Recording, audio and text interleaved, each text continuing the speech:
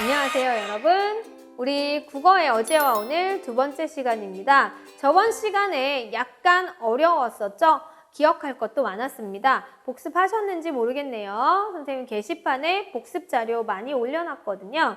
여러분들이 복습할 부분 잘 보시고 그래도 이해가 안 되는 부분이 있으면 반드시 질문하셔야 되고요.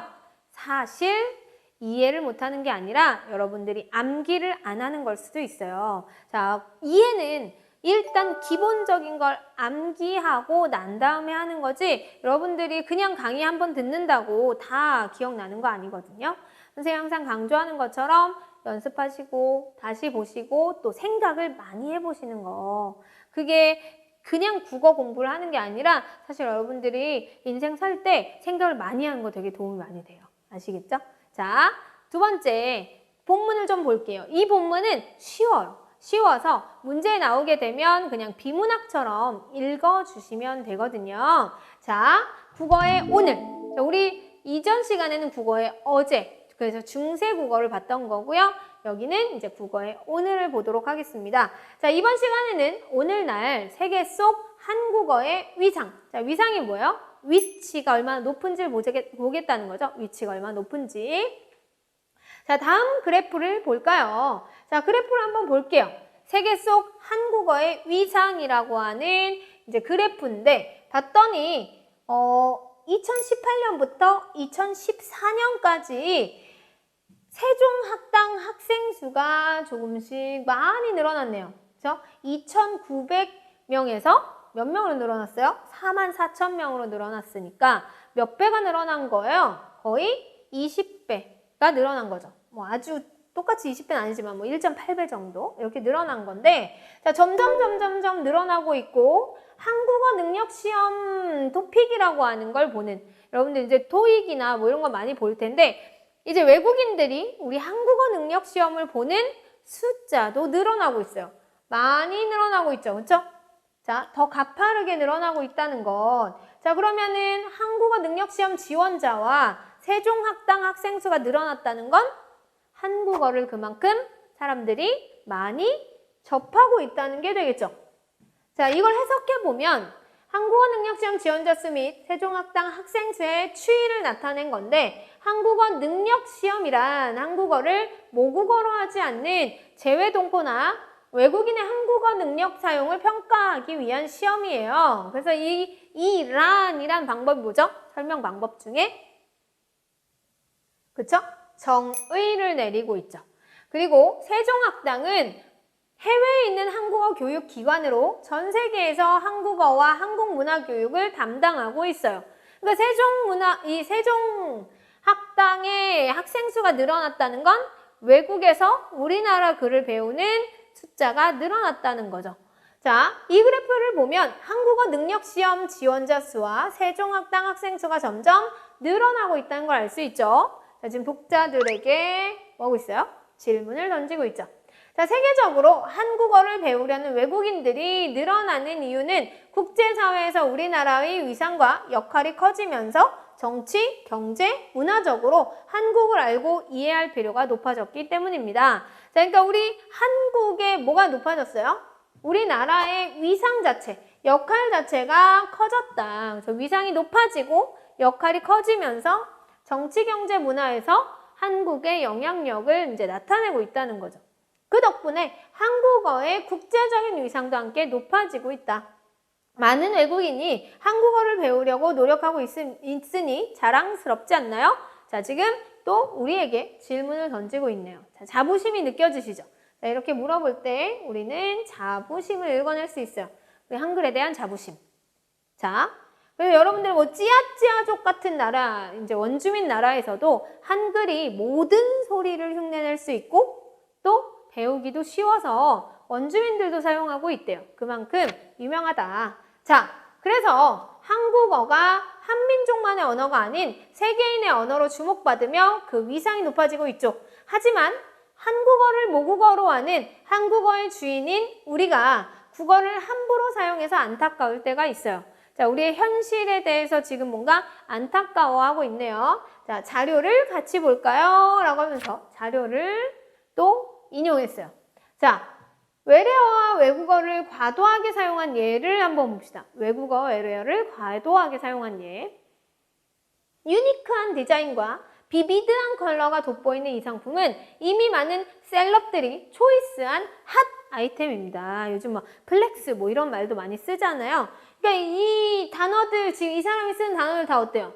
다 외국어 또는 외래어인데 우리나라 말로 대체가 가능한 말들이잖아요. 유니크한, 뭐요? 독특한, 비비드한, 화려한, 그다음 컬러, 색상, 셀럽, 유명 인사들, 초이스, 선택, 핫 아이템, 최신 유행 상품 뭐 이렇게 이제 우리말로 바꿀 수 있으니까 외래어를 너무 과도하게 사용한 예를 보여준 거고요. 그 다음에 가상 공간에서 언어를 잘못 사용한 예들, 우리 이제 SNS에서 줄임말 많이 쓰죠. 어디? 집이야? 안 나와? 집 나가? 뭐 언능화 뭐 이러면서 우리가 지금 이제 다 줄임말로 쓰고 있어요. 언어 파괴 현상이죠. 그렇죠? 언어를 파괴하고 있다. 자, 왼쪽 자료는 외래어나 외국어를 불필요하게 많이 사용한 예고, 오른쪽 자료는 가상 공간에서 규범에 맞지 않는 표현을 사용한 예죠. 자, 이게 왜 문제냐? 이런 부적절한 표현들이 일상생활에서까지 사용되고 의사소통을 방해할 뿐만 아니라 상대방의 기분을 상하게 할 수도 있어요. 언짢게 할 수도 있어요. 왜냐면 어른들한테 저런 줄임말을 막 사용한다거나 이렇게 상황에 맞지 않는 말을 사용하면 당연히 상대방의 기분이 언짢아질 수도 있겠죠. 국어의 발전을 가로막는 일이기도 합니다. 그러니까 올바른 국어 사용이 필요한 이유에 대해서 지금 조목조목 얘기하고 있는 거죠. 자, 그러므로 일상생활에서 꼭 필요한 경우가 아니라면 외국어나 불필요한 외래어 사용을 자제하고 고유어나 순화어를 사용해야 합니다. 자, 올바른 국어 사용 방법도 얘기해주고 있죠. 자, 어떻게 하세요? 꼭 필요한 경우가 아니라면. 자, 꼭 필요한 경우에는 외국어나 불필요한 외래어가 아니라 이제 꼭 사용해야 되는 외래어들이 있겠죠. 우리 고유어로 대체할 수 없는 단어들이 있어요. 예를 들면 뭐 컴퓨터, 그죠? 이런 것들은 우리가 고유어로 대체하지 않고 아예 외래어로 사용하고 있죠. 이렇게 그런 단어들은 당연히 사용해야겠지만 아까 앞에 있는 경우처럼 불필요한 경우에까지 외래어랑 외국어를 사용하는 건 좀 자제해야 되는 거고, 그리고 고유어나 순화어를 사용하는 게 더 적절하겠죠. 또한 가상 공간에서도 언어 규범에 맞는 표현을 사용하는 것. 자, 언어 규범을 당연히 평소에 잘 지키셔야 여러분들이 올바른 글을 쓸 수가 있어요. 근데 평소에 막 여러분들 문자나 뭐 SNS에서 규범에 맞지 않는 표현을 사용하다 보면 근데 나중에는 뭐가 문법적으로 틀렸는지 잘 못 보게 되거든요. 그래서 뭐 너무 뭐 까다롭게 하라는 건 아니지만 언어 규범에 맞는 표현을 사용하는 습관을 들이는 건 성인이 돼서도 되게 도움이 많이 됩니다. 자, 끝! 그래서 모든 언어는 시간의 흐름에 따라 변해요. 그쵸? 언어는 시간의 흐름에 따라 변하게 되죠. 국어도 마찬가지다. 국어가 앞으로 어떻게 변할지 정확히는 알 수 없지만 현재를 살고 있는 우리는 모두 그 미래를 결정하는 중요한 역할을 하고 있다. 따라서 우리는 국어의 아름다운 미래를 위해서 자신이 국어를 어떻게 사용하고 있는지 생각을 해보고 국어를 사랑하며 국어의 발전에 기여하는 태도를 지니도록 노력해야 합니다. 저희 강연자가 이제 당부를 또 하고 있는 거죠. 자, 내용이 어렵지는 않죠. 그렇죠? 내용이 어렵지는 않아서 문제 풀 때 글을 잘 읽고 문제 의도를 파악해서 푸는 게 중요하고요. 자, 학습 활동 부분에서 우리 이 훈민정음 어제를 좀 해석하는 건데, 자, 이 부분이 사실 제일 중요해요. 이번 단원에서 뭐 나머지는 크게 어렵지 않은데 요 본문을 여러분들이 자유자재로 이 본문이 무슨 얘기를 하는지 잘 기억하시는 게 상당히 중요합니다. 아시겠죠? 자, 그래서 한번 읽어볼 건데 선생님이 상당히 자세히 읽어볼 거예요. 알겠죠? 상당히 자세히 여러분들이 잘 따라오시고 여러분들이 이제 교과서에는 아무것도 안 써 있을 테니까 아무것도 안 써 있는 교과서에는 스스로 한번 분석해보는 연습을 하셔야 돼요. 아시겠죠? 자, 이거 어떻게 읽을까요? 생종, 엉쟁, 훈민, 정음 이렇게 읽을까요? 그렇게 읽지 않겠죠? 그렇죠? 자, 어떻게 읽냐면 여기 보면 이건 세상 세자예요. 그렇죠? 그래서 세, 근데 여기 있는 이 이응은 음가가 없는 그냥 이응이에요. 그래서 이렇게 좀 확대해서 쓰면 이렇게 이응을 쓰고 얘는 음가가 없는 이응이고 아시겠죠? X 음가가 없는 이응. 그리고 여기 쓴 이 종의 이응은 뭘까요? 기억나세요? 아까 본문에서 본 뭘까? 옛이응이겠지. 그쵸? 그래서 얘는 음가가 있는 옛이응이다 라고 보시면 돼요. 자, 그래서 세종이라고 읽게 되고요. 왜 이렇게 음가 없는 이응을 받침에 붙이냐면 우리가 이 한문을 훈민정음으로 읽는 과정에서 세종대왕과 집현전학자들이 만든 원칙이 있어요. 그게 뭐냐면 동국 정운식 한자음 표기라는 거거든요. 그래서 동국 정운식 한자음 표기를 사용을 해서 한자를 실제 음에 가깝게 이상적으로 표기한 거야.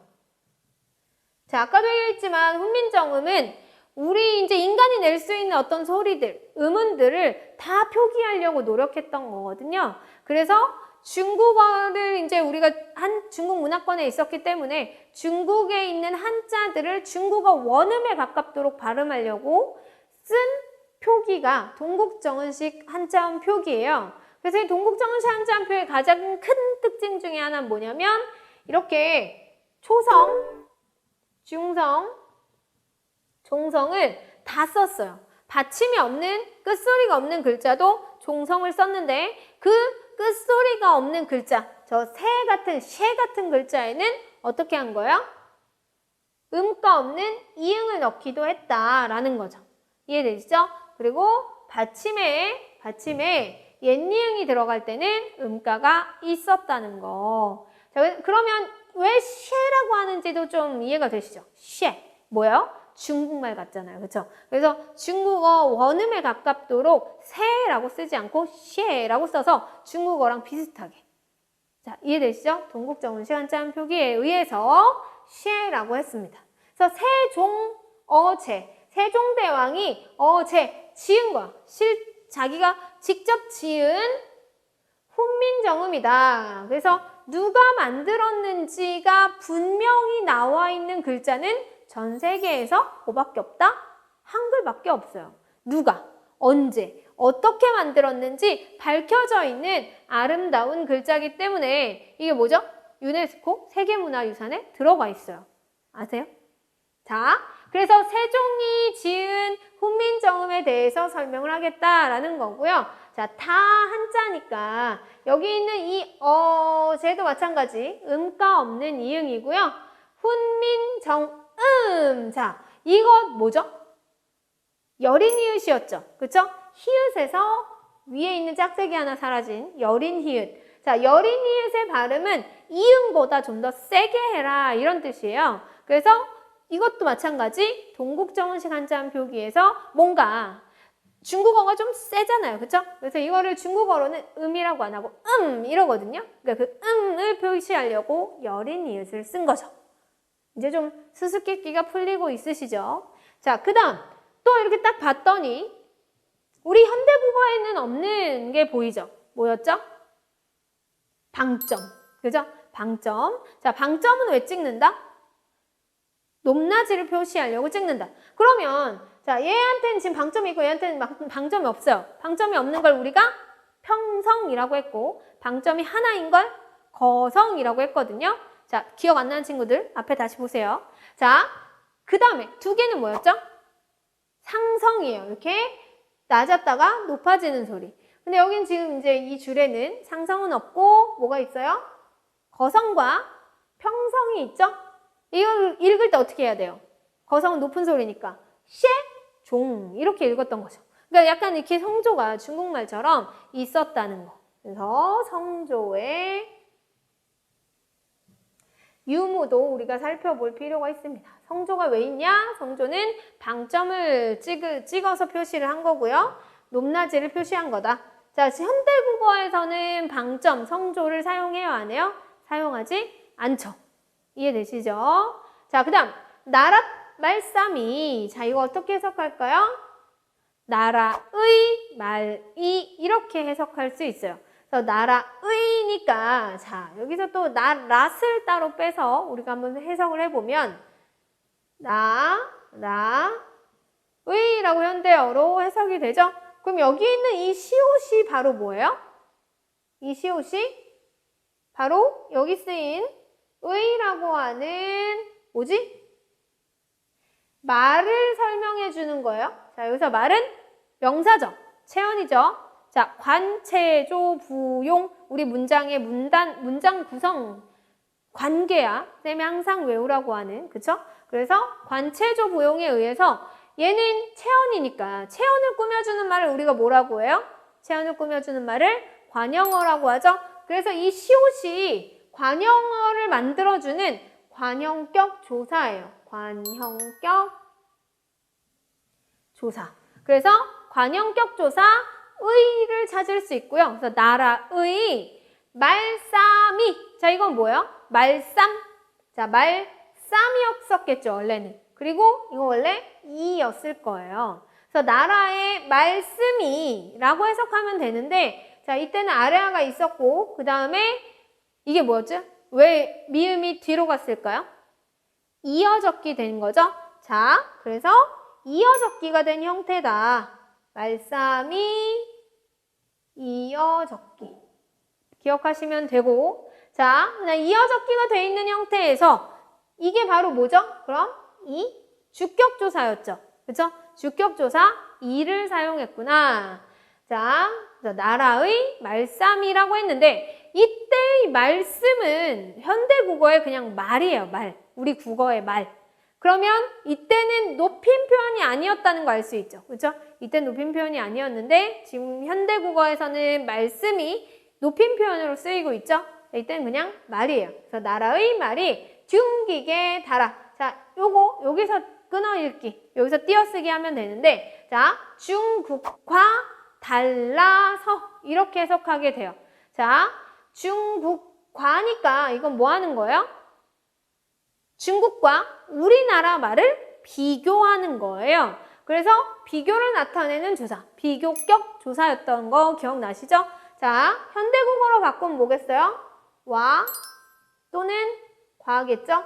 여기서는 중국과 달라 이렇게 해석할 수 있죠. 그렇죠? 그래서 중국과 달라서 문자와로, 자, 문자와로, 자, 여기서 끊어 읽기 하면 돼요. 문자와 서로 사마띠. 어떻게 해석하냐면, 문자는 꼭 기억하셔야 되는데, 우리나라의 문자가 아니라 중국의 문자예요. 그럼 중국의 문자면 어디? 어떤 거? 한자겠죠? 그래서 한자와, 이것도 뭐예요? 조사겠죠? 한자와라고 하는 현대국어에서 와과는 비교부사격으로도 쓰이지만 또 뭘로도 쓰여요? 비교부사격이 아니라 와는 이렇게 자 문자와 뭘로도 쓰이지? 함께라고 하는 의미를 가지는 그쵸? 같이라는 의미를 가지는 접속부사로도 쓰여요. 자 아무튼 문자와 서로 사마띠 아니 할세. 자 서르는 서로라는 의미예요. 서로. 이건 뭐죠? 형태는 바뀌었는데 의미는 바뀌지 않은 경우였죠. 어휘의 변천 기억나시죠?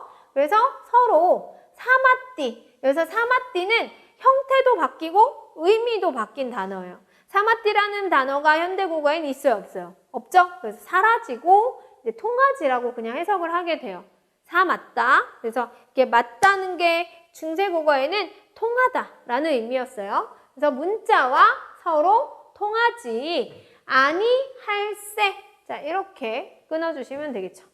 통하지 아니함으로라고 해석하면 돼요. 아니함으로. 자 뭐뭐 할세는 함으로. 자 그래서 이런 전차로 자 이런 전차로 이렇게 또 끊어주면 되는데 이런 까닭으로, 전차는 까닭이에요. 현대국어와 다르니까 알아두셔요. 자, 그래서 이런 까닭으로, 자, 어떤 까닭? 중국의 말과 우리나라의 말이 서로 통하지 아니하는 이유 때문에, 자, 편해요, 불편해요? 불편하겠죠? 근데 누가 불편하냐면 어리석은 백성이 불편해요. 자, 여기서 어린을 선생님이 뭐라고 해석했죠? 어리석은으로 해석하고 있죠? 자, 이거는 형태는 달라지지 않았는데 중세국어와 현대국어의 의미가 달라진 경우고 중세에서는 어린이, 어리석은이라는 의미였어요. 그래서 어리석은 백성이 니르고저. 자, 니르고저는 이르고자, 말하고자 이런 뜻이거든요. 여러분들 한글 맞춤법 배울 때 원래 두 음에는 뭐라고 하는 거였죠? 니은이 이응으로 바뀌는 두음 법칙들이 많이 쓰이는 거 볼 수 있었죠? 근데 그 두음 법칙은 보통 어디에서 쓰여요? 한자어에서 쓰이죠. 그쵸? 근데 이때는 한자어에서도 이 두음 법칙이 쓰이지 않았고요. 그리고 고유어에서는 당연히 쓰이지 않았어요. 두음 법칙이 쓰이지 않은 예입니다. 니르고저, 홀빼. 자, 여기 조심하셔야 돼요. 여기. 홀빼. 자, 이걸 좀 따로 떨어뜨려서 한번 봅시다. 자, 홀. 이거 뭐예요? 열인 이웃이고요. 그 다음 배는 바 더하기 이라고 해석할 수 있어요. 그래서 우리가 이걸 현대국어로 바꾸면 말하고자 할 바가, 여기서 바는 의존명사 것이랑 같은 의미거든요. 할 것이 있어도, 그러니까 할 이야기가 있어도 라고 해석하는데 여기는 주격조사 가 대신 뭘 쓰게 돼요? 이를 쓰게 되는 거죠. 그쵸? 그래서 여기에 해석해 놓은 주어를 나타내는 조사 이모음을 꼭 기억하세요. 주격조사에는 조사 뭐가 없었다? 중세국어의 주격조사 가가 없었고 이와 이모음을 쓰거나 아예 안 쓰는 경우, 그렇죠? 그래서 이모음 계열만 있었다는 거, 주격조사. 자, 그래서 이르고자 할 바가 있어도, 자, 이건 그냥 이어적기 된 거죠. 있어도 마참내, 자, 마참내는 마침내예요. 그냥 부사의 형태가 이때는 아레아였던 건데 아레아가 없어지면서 지금 마침내로 바뀐 거죠. 자, 제 뜻을, 자, 이거 어떻게 해석하냐면 자기의 뜻을 이렇게 해석할 수 있어요. 자기의 뜻을. 그런데 원래는 뜻을 이었잖아요. 그쵸? 근데 이게 어떻게 된 거예요? 이어적기 된 거죠. 그래서 디귿 받침이 뒤로 간 거고, 그 다음 어두자음군이 사용된 예를 볼 수 있고, 비읍디귿, 그죠? 부들부들 어두자음군 사용. 그 다음에 모음조화 사용한 것도 알 수 있죠. 어떻게? 조사에 음성모음을 쓴 이유가 뭐예요? 앞말이 음성모음으로 끝났기 때문이죠. 그쵸? 그래서 이렇게 모음조화를 잘 지키고 있다는 거. 모음조화가 뭐였어요? 모음조화. 양성모음, 양성모음끼리, 음성모음, 음성모음끼리 쓰는 거죠. 그래서 대표적인 양성모음은 아래야. 대표적인 음성모음은 으였단 말이죠. 그래서 이 짱을 잘 지키고 있다. 자, 그래서 자기의 뜻을 실어. 여기서 실어는 뭐 실어 이게 아니라 실컷. 펴디. 자, 펴디는 표지예요. 원래 표지. 우리 현대국어에서는 표지라고 하는데, 자, 이때 뭐가 안 쓰인 거야? 국외음화가 안 쓰인 예가 되는 거죠. 그래서 원래는 중세국어를 지나서는 이제 국외음화가 나타나기 시작하거든요. 근데 처음에 훈민정음을 만들었을 때는 국외음화가 쓰이지 않았다는 거. 그래서 표디 못할 놈이 하니라 이렇게 끊어 읽으면 돼요. 자, 다시 정리를 해보면 마침내 자기의 뜻을 실컷 펴지 못할. 자, 못한다는 건 뭐 부정어니까 어렵진 않죠. 여기 못할이라고 하는 열인이 써져 있는 거 기억하시면 되고, 못할 놈이, 놈은 뭐겠어요? 여기선 놈이에요. 놈. 근데 이 놈이 현대국어에서는 뭐죠? 비속어잖아요. 근데 중세국어에서는 비속어가 아니라 그냥 사람을 나타내는 보통 명사였어요. 아시겠죠? 그래서 이때는 사람이라는 의미였는데 현대국어로 오면 비속어로 바뀌는 언어의 어휘의 의미 변화. 이걸 우리가 뭐라고 했죠? 역사성이라고 했죠. 그렇죠? 언어의 역사성을 살펴볼 수 있는 단어예요. 놈. 자, 놈이 그럼 얘는 지금 미음으로 끝났으니까 주격조사 뭐가 온 거예요? 원래 이가 와서 이어적기 된 형태가 되겠죠? 놈이 하니라. 고전에서 하다는 무슨 뜻? 고전에서 하다는 많다는 의미죠. 그렇죠? 그래서 자기의 뜻을 실컷 펴지 못하는 놈이 많구나, 많으니라. 자, 이런 이제 현실을 깨닫게 된 거죠. 그죠? 이런 현실을 깨닫게 돼서 내 일을 위하여 이렇게 끊어줄 수 있어요. 자, 내가겠죠. 그죠? 내가. 그러면 이게 왜 내라고 그냥 썼을까요? 주격조사 나 더하기 이라고 볼 수도 있고, 알겠죠? 또는 내에서 이모음으로 끝났잖아요. 그죠? 이모음으로 끝났으니까 주격조사를 써요, 안 써요? 안 쓰는 경우죠? 자, 어쨌든 주격조사가 들어가야 되는데 안 쓰여 있어요. 현대국어로 해석할 때는 내가라고 주격조사를 넣어 주셔야 돼요. 자, 내가 이를 위하여. 자, 뭘 위해서? 여기서 자기의 뜻을 펴지 못하는 어리석은 백성들을 위해서라는 거죠.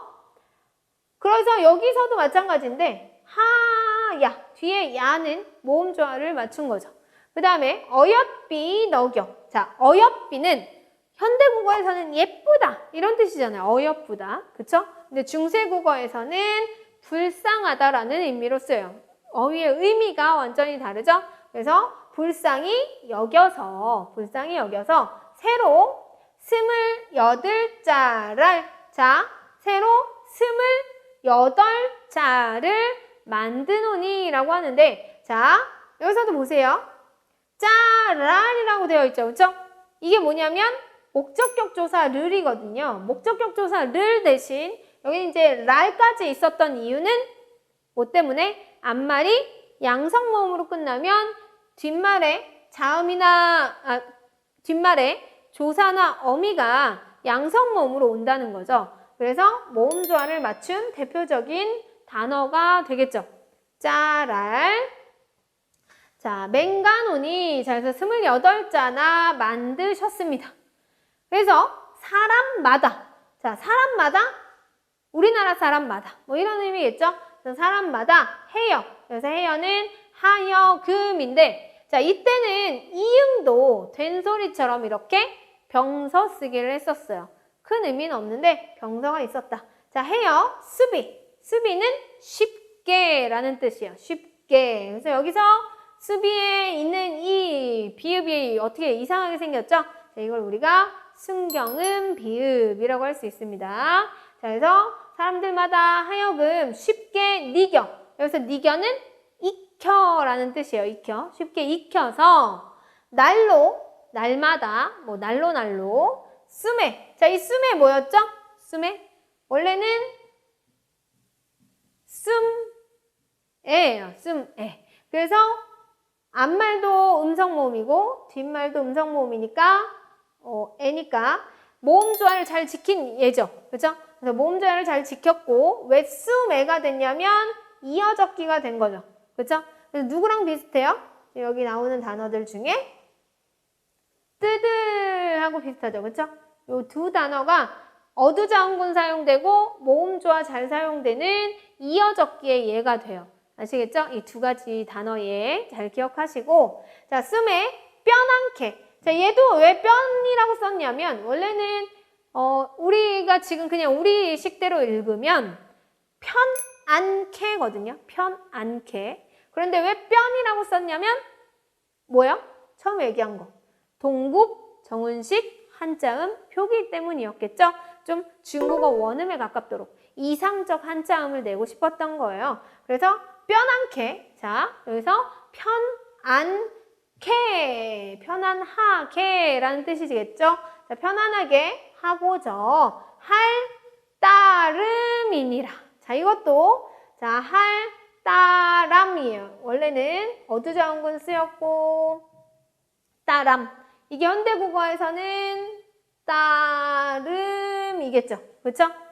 그런데 이때는 이어적기 돼서 따라민이라 라고 썼던 거죠.